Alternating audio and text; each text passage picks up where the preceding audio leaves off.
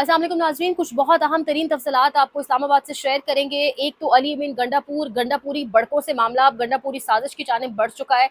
ये साजिश पाकिस्तान तहरीक इंसाफ के खिलाफ तो है ही, लेकिन उससे बढ़कर जो चीज़ें नज़र आ रही है वो इमरान खान के खिलाफ ये साजिश नज़र आ रही है। इस पर बात करेंगे। लाहौरी चाचा साजिद औरंगजेब गालिबन नाम पूरा, अगर मैं गलत तो नहीं ले रही, उनको किस तरीके से किसकी वो कस्टडी में है, किसने उन्हें हब्से भेजा में रखा हुआ है, किस तरीके से उन चचा के साथ बिहेव किया गया, और क्यों एक बिल्कुल मानने वाली बात है कि गालम गलोच तनकीद अपनी जगह पर है। हुक्मरानों पर आप तनकीद कर सकते हैं, चाहे किसी ओहदे पर कोई बैठा उस पर तनकीद कर सकते हैं। गालम गलोच वाली जुबान नहीं इस्तेमाल होनी चाहिए थी, लेकिन वो चचा इतने फ्रस्ट्रेटेड क्यों थे, आखिर क्या उनके जहन में चल रहा था, उनको बुलाकर पूछने के बजाय जो कुछ उनके साथ किया जा रहा है, इस पर भी बात करेंगे। लेकिन आगाज करेंगे इस टाइम जो सबसे इंपॉर्टेंट है, पाकिस्तान की सियासत को ऑब्वियसली तयन करेगी ये खबर और ये तमाम तर तबसरा। बड़े बड़े सहाफ़ी अब बोल पड़े हैं इसके ऊपर।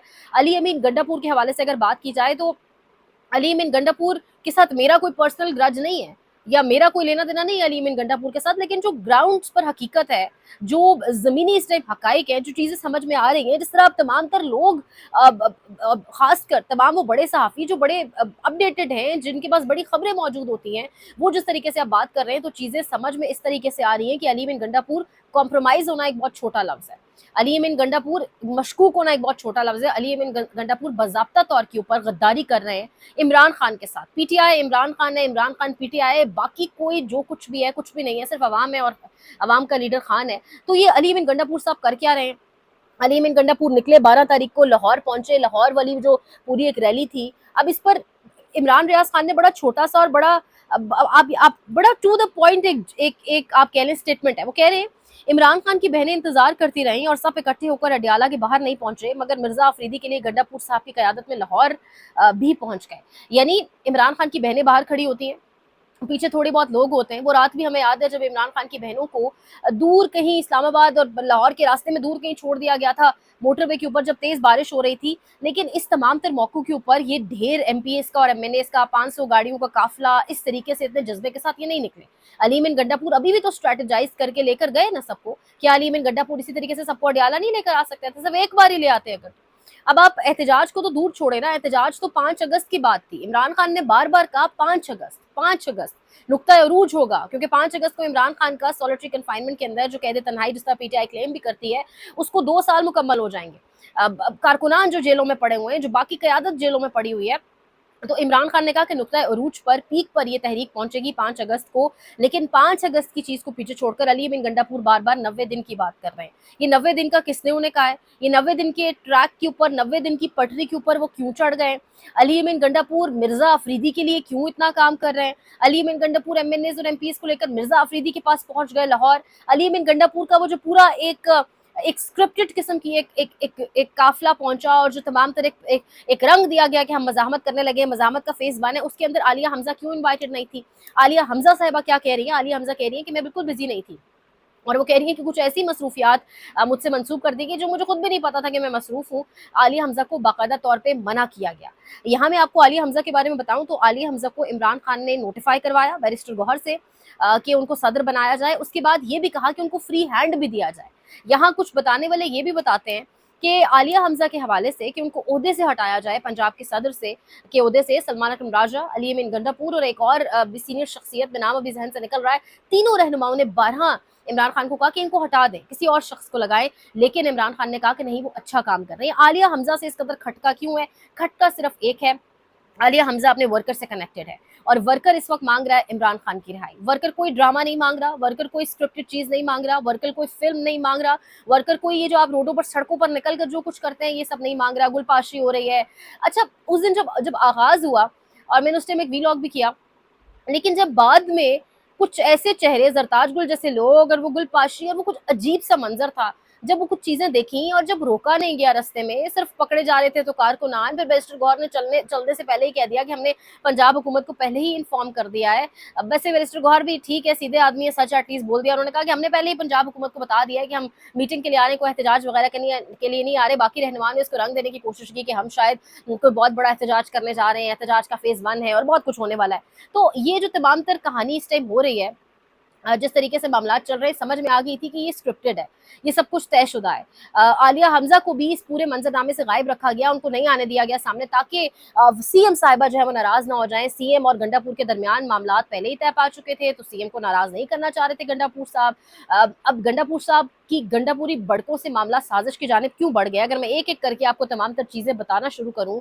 सबसे पहले बैरिस्टर साद रसूल साहब कह रहे हैं इमरान खान के बेटों की वजह से मोमेंटम बन जाना था, लोगों ने बाहर निकल आना था, लेकिन जब भी पीटीआई का मोमेंटम बनना शुरू होता है, अली अमीन कोई ना कोई ऐसी बात कर देते हैं कि मोमेंटम टूट जाता है।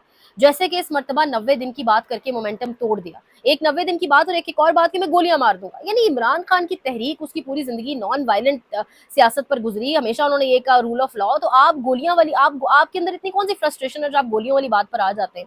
यहाँ आप अपने कायद के लिए एमएनएज और एमपीएस को लेकर एक मरतबा इस्लामाबाद तो पहुंच नहीं सके, लेकिन फौरन आप गोलियों पर आ जाते हैं, मैं मार दूंगा, मैं ये कर दूंगा। यानी पल में तोला पल में माशा, कभी आप कुछ होते हैं और कभी आप उसी एस्टेब्लिशमेंट के पांव में पड़े होते हैं।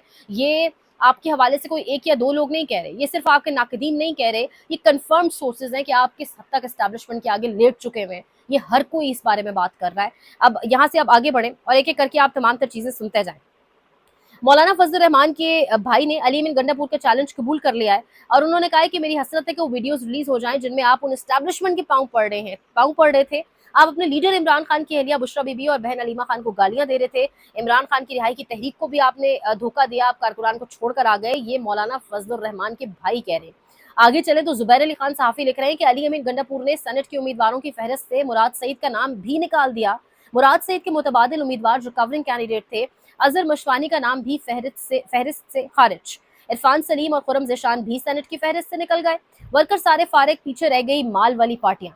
अब यहीं से अगर आप थोड़ा आगे बढ़े तो ये हबीब अकरम साहब क्या कह रहे हैं, वो कह रहे हैं कि खैबर पख्तूनख्वा से आने वाले एक साहब ने कहा जब हम वहां से चले थे तो किसी को नहीं पता था कि कहाँ जाना है। वजीर आला ने कहा मेरे पीछे पीछे चले आए। जब हम लाहौर पहुंचे तो मिर्जा अफरीदी के फार्म हाउस पर जा पहुंचे। ये देखकर कई एमएनएज और एमपीएज ने सख्त लहजे में कहा अच्छा हम मिर्जा अफरीदी को सेनेटर बनवाने आए हैं। अब ये इस वक्त तमाम तर सिचुएशन है।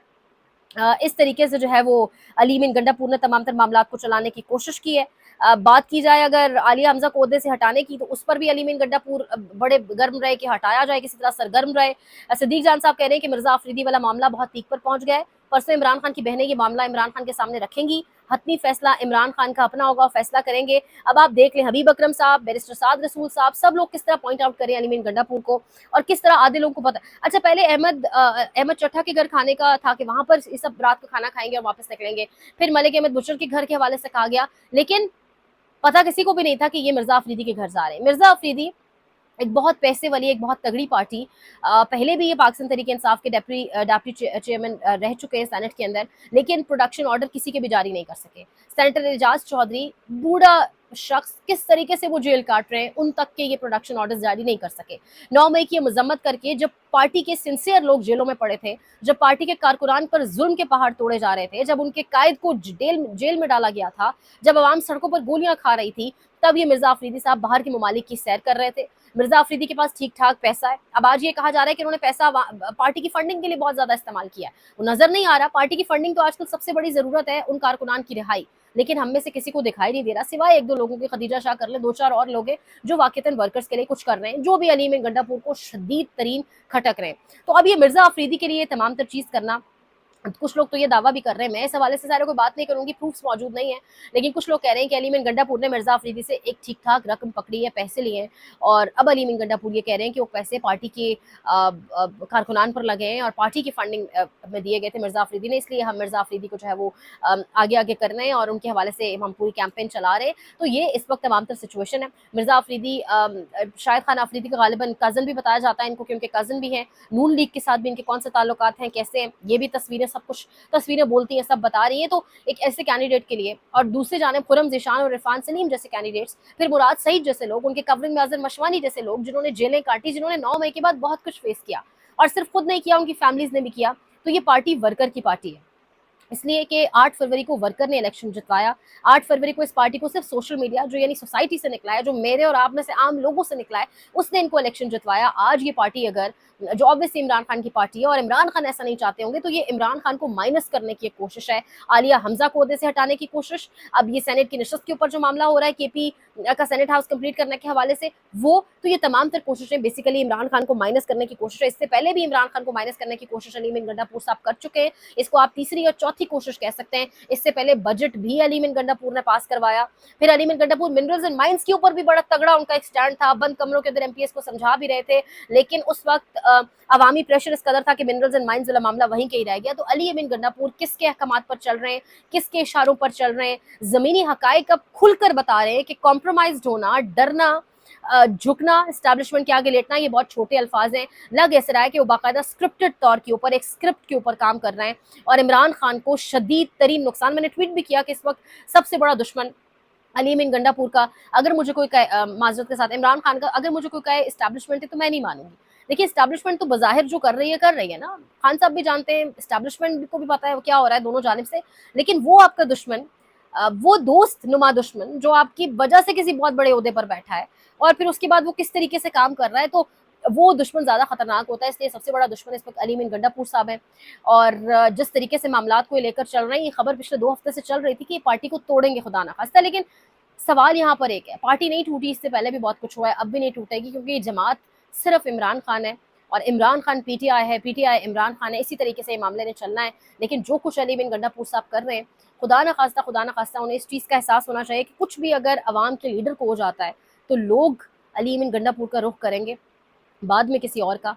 तो इस वक्त तहरीक की तैयारी होनी चाहिए थी, लगभग 20 से 22 रोज़ रह गए हैं 5 अगस्त को, लेकिन नुक्ता उरूज पर जिस तरह इमरान खान साहब ने कहा 5 अगस्त को तहरीक पहुंचनी चाहिए, हमें कहीं से नज़र नहीं आ रहा कि ये तहरीक नुक्ता उरूज पर पहुंचेगी। फिलहाल इसके कोई आसार नज़र नहीं आ रहे, खासकर अगर अली अमीन गंडापुर इसी तरीके से चलते रहे जिस स्पेस के साथ वो चल रहे हैं। कभी वो कहते हैं मैं गोलियां मार दूंगा, कभी वो क्या कहते हैं।